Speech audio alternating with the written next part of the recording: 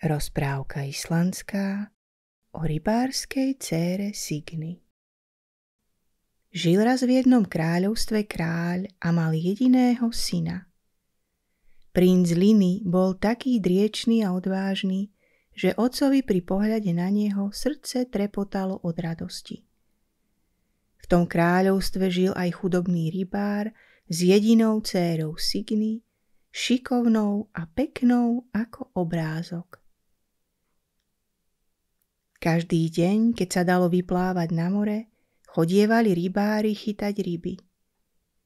Zavše sa k ním pridal i kráľovič a tak šikovne sa zvrtal v každej robote, že sa ani on nevracal s prázdnym člnom. No nieraz sa princ Liny obrátil chrbtom k moru a vybral sa na vysoké planiny alebo do hlbokých úžľabín na poľovačku. Mladému kráľovičovi prijalo šťastie na každom kroku. Iba raz ho opustilo a princ Liny sa v hustej hmle svojej družine stratil. Volali naňho, trúbili, pustili psov na jeho stopy, ale odvtedy nikto viac o ňom nepočul, ako by sa za ním zatvorila zem.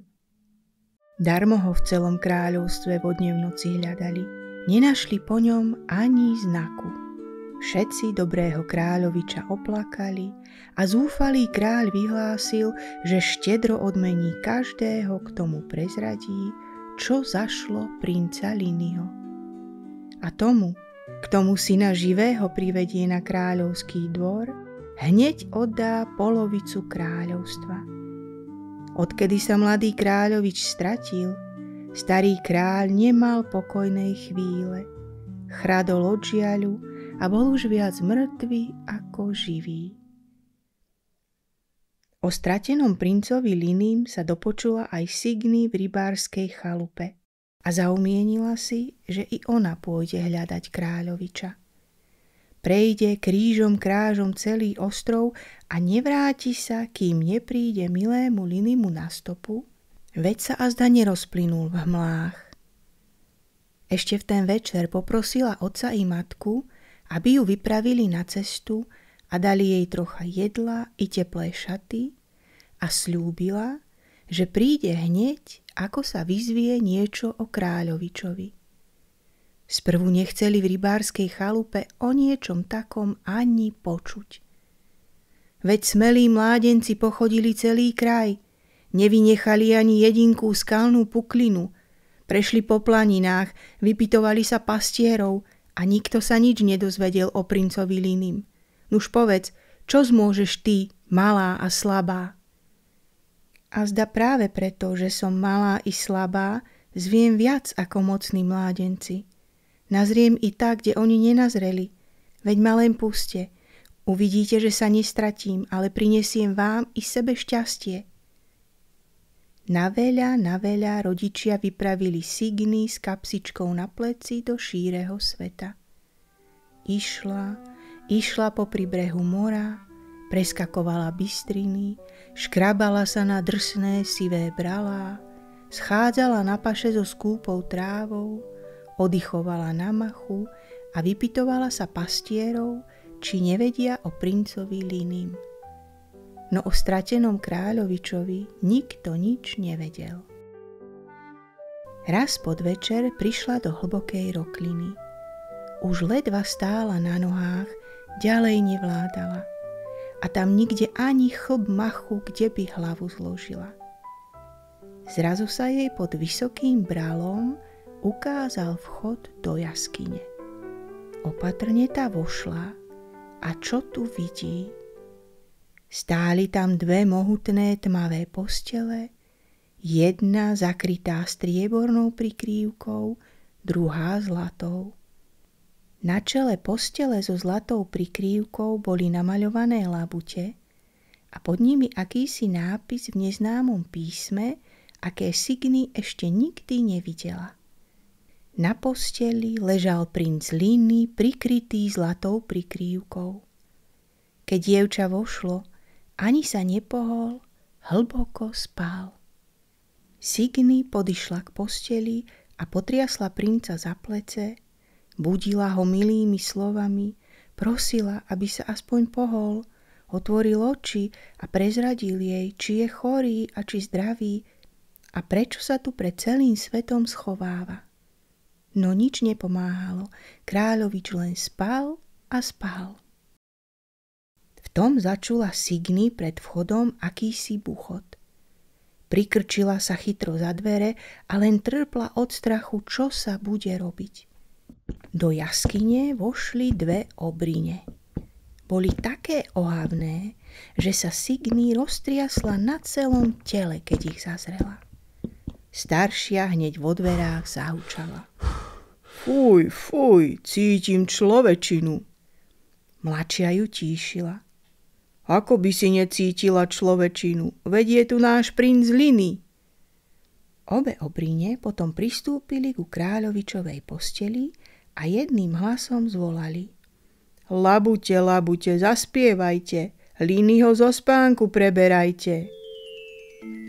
Labute z čela zlatej postele zaspievali smutným hlasom a princ Liny si pretrel oči. Mladšia obriňa sa ho spýtala. Čo budeš jesť? Nechcem nič od teba, predsedil kráľovič cez zuby. A oženíš sa so mnou? Už som ti povedal, že nie, zahundral princ Liny. Mladšia obriňa sa zamračila ako obloha pred búrkou. V hneve skríkla. Labute, labute, zaspievajte, Linyho do zlých snov prenášajte. Labute na posteli zaspievali a princ Liny zaspal ťažkým spánkom, ako by sa už nikdy nemal zobudiť. Obrine sa hodili na druhú posteľ a chrápali do rána, iba neborká Signy sa bála zaspať za dverami, aby ju tam ohavy v spánku neprekvapili. Na úsvite mladšia obriňa zasa zobudila kráľoviča a spýtala sa ho, či sa s ňou ožení. Ledva princ Liny pokrútil hlavou, že nie, hneď kázala labutiam, aby ho uspali. Obrine sa najedli a odišli. Keď Signy počula, že dupocú kdesi vonku na skalách, vybehla zo skríše, stala si pred posteľ a tížko prosila. Labute, labute, zaspievajte, Linyho zo spánku preberajte. V tom sa labute ozvali smutným hlasom a princ Liny si pretrel oči. Nevedel sa vynadívať na milú Signy, ktorá ho zobudila na miesto odporných obríň. Kto si? Čudoval sa. Signy mu vyrozprávala, ako ho šla hľadať, keď ho nenašli smelí mládenci, hoci prešli krížom krážom celé kráľovstvo a ako potom od žiaľu ochorel jeho otec. I ja som najprv márne chodila popri brehu mora, preskakovala som bystriny, spala na machu, škriabala sa na drsné sivé bralá, ale na ostatok som ťa predsa našla. Prečo si tu? Dozvedala sa dievčina. V hustej hmle na vysokej planine ma zrazu zdrapili dve obrine, odvliekli ma sem a teraz ma trápia, aby som sa s mladšou ohavou oženil, vzdychol si kráľovič. Keby som len vedel, ako im újsť. Dlho si Liny a Signy lámali hlavu, až napokon dievča povedalo. Vieš čo? Keď sa zajtra ráno obriňa spýta, či si ju vezmeš za ženu, povedz, že sa s ňou oženíš, ak ti prezradí, čo robieva celý deň a čo je napísané na tvojej posteli. Princ Liny prisvedčil a ráno, keď ho obriňa zas unúvala, či chce jesť, ospalým hlasom odpovedal. Ak mi nachystáš niečo dobré, milá moja. Obrine mu hneď nakládli plnú misu chutnej rybaciny, nachystali čerstvého syra a potom sa ho tá mladšia spýtala. A oženíš sa so mnou, princ Liny? Kráľovič odpovedal ešte ústatejším hlasom. Vezmem si ťa, moja milá, vezmem, ak mi povieš, čo robievate celý deň, kým tu odpočívam vo vašej jaskyni. A keď mi pošepneš, čo je to za čudný nápis na mojej posteli. Marí sa mi, že je to zlé zaklínadlo a od neho sa mi tak krúti hlava. Veru sa mýliš, drahý môj Liny. Zasmiala sa Obríňa celá šťastná, že sa s ňou driečny kráľovič ožení. Posteľ je naozaj čarodejná, ale nie je na nej zlé zaklínadlo. Stojí tam napísané: Postielka, postielka, zanes ma ty niekam a nech sme už aj tam. A keď chceš vedieť, čo robievame, nuž teraz chodievame iba poľovať na vtáky. A potom oddychujeme na paši za teplým prameňom, tam, kde vyrastá krivý strom. Hrávame sa so zlatým vajíčkom. Liny sa čudoval a Obríňa mu povedala: Nie je to obyčajné vajíčko, ale zlaté vajce nášho života. Keby sa rozbilo, hneď by bolo po nás. Ale vajíčko sa nerozbije tak ľahko. Puklo by len, keby ho trafil oštep dobrého poľovníka. Čo sa toľko vypytuješ? Zahundrala stará Obríňa. Radšej vstaň a poď s nami. Joj, dnes ešte nevládzem vstať. Hlava sa mi krúti od slabosti, keď som sa po toľkom hladovaní po prvý raz najedol. Chce sa mi spať, zazýval kráľovič. Obríňa kázala labutiam, aby zas uspali Linyho a odišla s matkou. Ledva vytiahli ohavy Pety z domu, Signy vyšla zo skrýše a poprosila labute, aby zobudili princa. Keď zaznel ich smutný hlas, Liny vyskočil na rovné nohy. Vezmi si oštep, prosila ho Signy. Poletíme za Obríňami. Dočkáme, kým sa budú hrať so zlatým vajcom, ale potom daj pozor, aby si ho trafil oštepom na prvý raz, lebo triafať doň po druhý raz by si už sotva mal kedy, Obríne by nás zmárnili. Princ vzal oštep, potom si sadol aj zo Signy na čarodejnú posteľ a povedal jasným hlasom: Postielka, postielka, zanes nás k Obríňam a nech sme už aj tam. Ešte to ani dobre nedopovedal a posteľ vyletela z jaskyne, stúpala do výšin, preletela nad sivými kamennými planinami, myhla sa popri brehu mora aj nad bystrinami a zletela na pašu neďalekého teplého prameňa.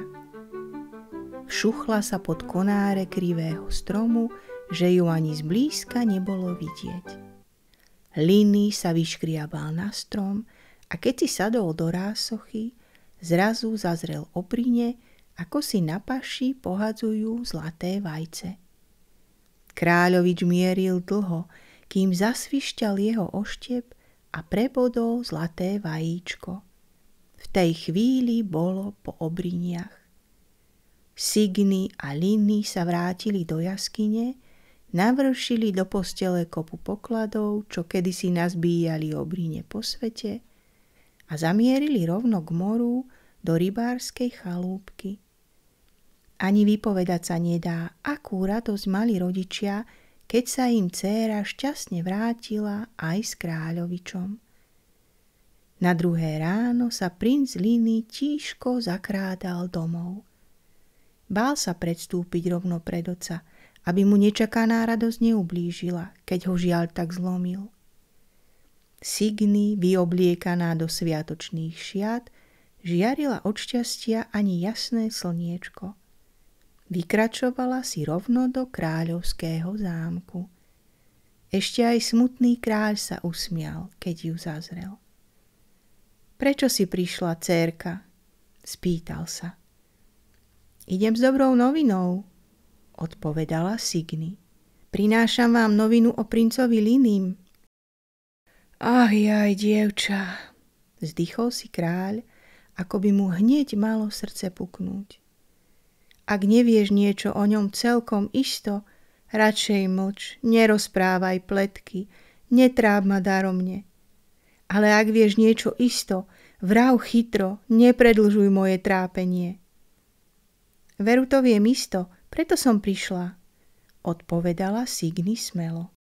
Keď kráľoviča nenašli odvážni mládenci, vybrala som sa i ja hľadať ho popri brehu mora, na sivých kamenných planinách, na pašiach i v hlbokých úšľapinách.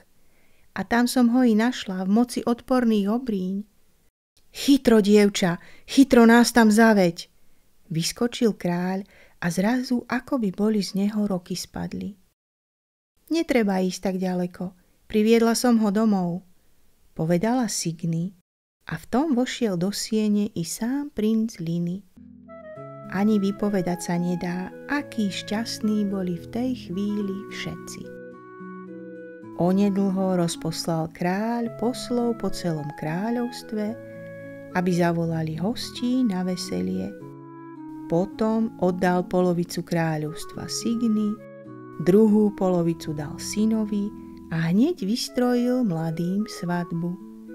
Celé kráľovstvo sa 7 dní a 7 nocí radovalo, veselilo a kráľ Liny so svojou kráľovnou Signy kráľovali odvtedy dlho a šťastne.